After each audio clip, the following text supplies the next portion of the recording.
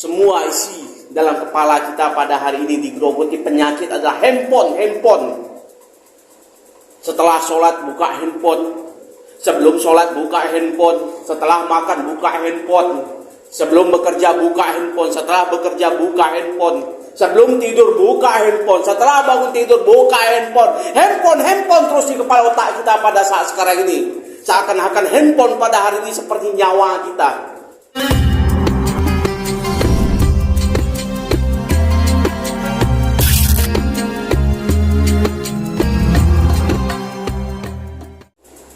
Innal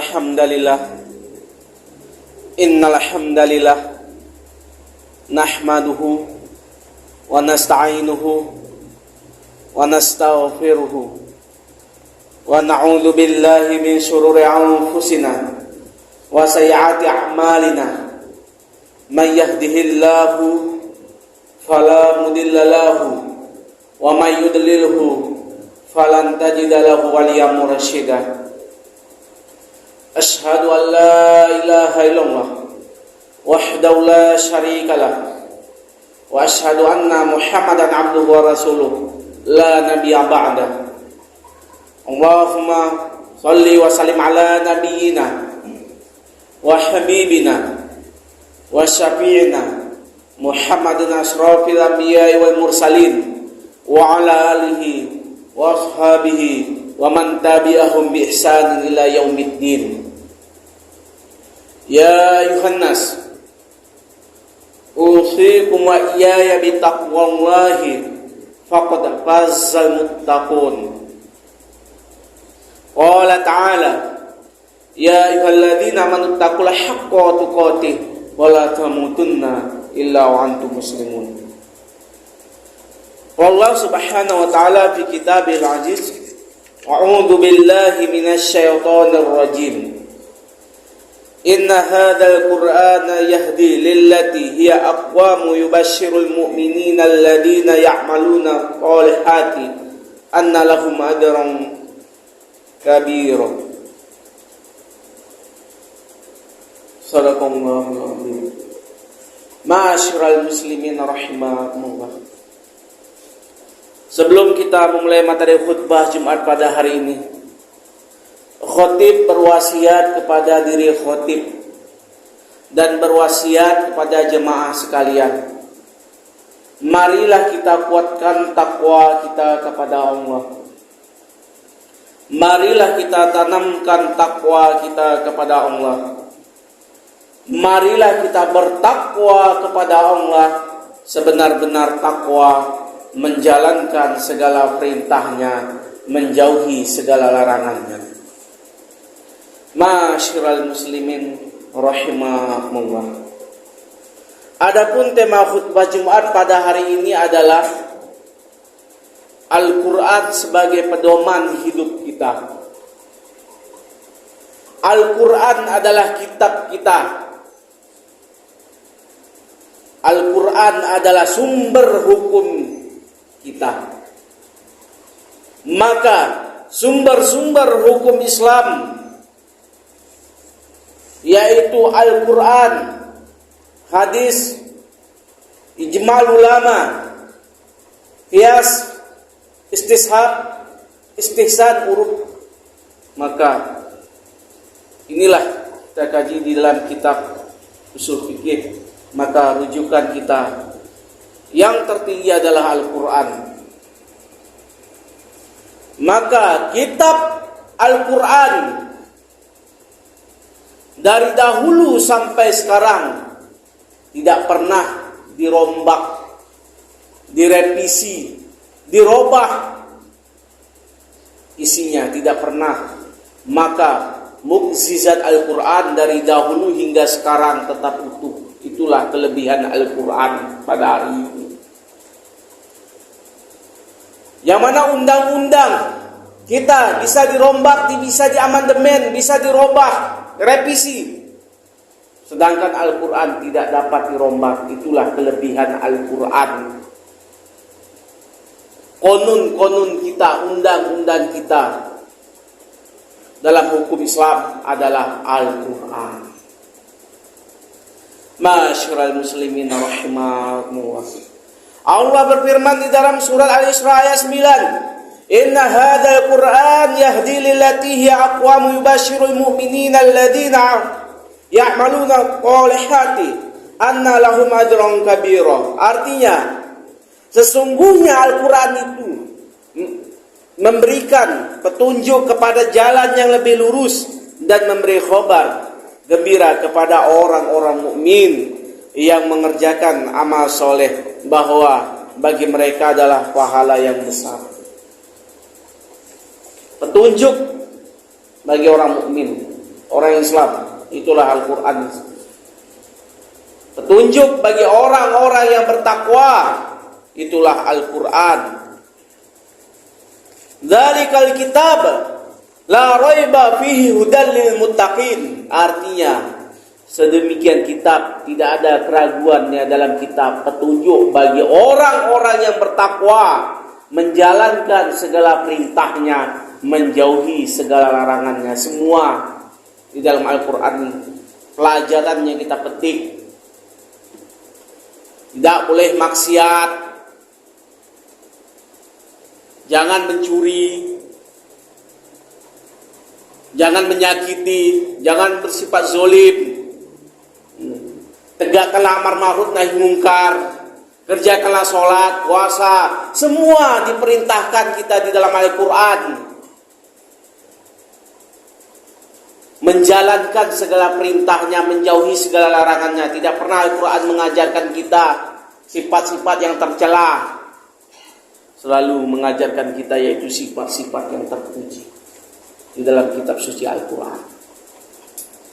Masyiral muslimin rahimakumullah. Al-Quran turun kepada Rasulullah SAW selama 22 hari, 2 bulan, dan 2 tahun, dan berumur 40 tahun. Al-Quran terdiri dari 114 surat dan 6.236 ayat, 30 juz, dikumpulkan di masa Abu Bakar 634 Masehi. Inilah sejarah Al-Quran. Ditulis pada dahulunya di pelepah kurma, di kertas. Maka terbitlah pada hari ini ada Al-Quran 2 versi. Al-Quran dari Indonesia dan Al-Quran dari Madinah. Maka disatukanlah pada hari ini Al-Quran menjadi mushafun, lembaran-lembaran menjadi satu mushaf. Itulah Al-Quran. Maka tanamkanlah diri kita cinta kepada Al-Quran, membaca Al-Quran, mempelajarinya, mengamalkannya. Rasulullah SAW bersabda, orang mukmin yang suka membaca Al-Quran dan mengamalkan isinya bagaikan buah jeruk, rasanya manis dan baunya harum. Itulah orang-orang mukmin yang mengamalkan Al-Quran. Dan orang-orang mukmin mengamalkan Al-Quran, tidak mau membacanya, bagaikan buah kurma, baunya tidak ada, harumnya tidak ada, tetapi rasanya manis. Itulah orang-orang mukmin yang mau mengamalkan Al-Quran tetapi tidak mau membacanya. Sedangkan orang-orang munafik mengamalkan Al-Quran, maka bagaikan parfum, rasanya pahit dan baunya harum. Itulah orang-orang munafik. Sedangkan orang yang tidak pernah sama sekali mau membaca Al-Quran, tidak mau membacanya, tidak mau mengamalkannya, bagaikan buah kamarugan, baunya pahit, rasanya pahit dan baunya pahit. Itulah orang-orang tidak mau mengamalkan Al-Quran, tidak mau membacanya, tidak mau mempelajarinya, tidak mau mengamalkannya. Maka hadis ini dijelaskan riwayat Bukhari dan Muslim. Sekarang kita evaluasi pada diri kita, kita tergolong manakah kita? Apakah mau membaca Al-Quran dan mengamalkan isinya? atau kita mengamalkan isinya, tidak mau membaca Al-Quran, atau seperti orang munafik, atau sama sekali tidak pernah membaca Al-Quran dan mengamalkan isinya. Namun penyakit-penyakit pada hari ini yang digerogoti media-media sosial pada hari ini, pernahkah kita luangkan membaca Al-Quran 1 pekan, atau 1 bulan, atau 1 hari? Pernahkah kita luangkan? Namun kalau kita Facebook sanggup kita berjam-jam, WA berjam-jam, Twitter berjam-jam, Line berjam-jam, browsing internet berjam-jam, sementara kita tidak pernah meluangkan untuk membaca Al-Quran. Semua isi dalam kepala kita pada hari ini digerogoti penyakit adalah handphone. Setelah sholat buka handphone, sebelum sholat buka handphone, setelah makan buka handphone, sebelum bekerja buka handphone, setelah bekerja buka handphone, sebelum tidur buka handphone, setelah bangun tidur buka handphone terus di kepala otak kita pada saat sekarang ini. Seakan-akan handphone pada hari ini seperti nyawa kita. Andaikan handphone tidak kita genggam sampai 1 hari, 2 hari, 3 hari, macam stres, itulah digerogoti pada hari ini. Padahal obat asyifa wa rahmah adalah Al-Quran. Ketika hati kita sakit, gundah gulana, apa solusinya? Semua adalah Al-Quran. Hati kita sempit, baca Al-Quran. Hati kita gelap, pemikiran kita gelap, jenuh, suntuk, semua adalah solusinya baca Al-Quran. Bukan kita mengupdate status di WA, Facebook. Inilah membuat hati kita keras, ingin dibaca orang, balas dendam. Tetapi apa solusinya? Kembalikanlah diri kita kepada Al-Quran sebagai obatnya. Obat asyifa wa rahmah. Obat segala penawar hati adalah Al-Quran. Luangkanlah Al-Quran kita baca, walaupun 1 pekan, 1 hari, sekejap saja. Karena 1 huruf kita baca adalah 1 kebaikan, syafaat untuk kita. 2 huruf, 3 huruf, berapa huruf kita baca, maka sempatkanlah diri kita, yaitu membaca Al-Quran. Karena Al-Quran adalah sebagai pedoman hidup kita. Kitab suci kita itu adalah Al-Quran. Jangan kita tidak pernah membaca Al-Quran. Lebih sanggup kita berjam-jam membaca Quran daripada Al-Quran. Itulah penyakit-penyakit pada hari ini digerogoti umat Islam.